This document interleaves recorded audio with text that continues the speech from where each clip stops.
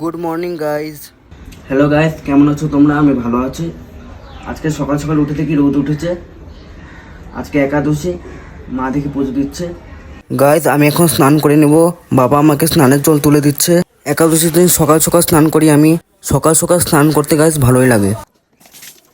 তো গাইস আমি চান করে চলে এসেছি। এখন আমি ঠাকুর ঘরে যাই, একটু প্রণাম করে আসি। মার তো পুজো দেওয়া কখন হয়ে গেছে। দেখো গাইজ মা কত সুন্দর পুজো দিয়েছে। আজকে বাবা বাজারে যেতে পারেনি, তাই মা ফুল কম দিয়ে পুজো দিয়েছে। আমাদের গাছে এখন ফুল কম ফোটে, বেশি বৃষ্টির জন্য মনে হয়। মা এখন ঠাকুর ওখান থেকে প্রসাদ তুলেছে, আমাকেও দিয়ে দিয়েছে। এখানে আছে সাবু, দুধ, কলা, এই দিয়েই মা পুজো দেয় একাদশীর দিন। আমিও খেয়ে নিলাম, দারুণ লাগলো খেতে।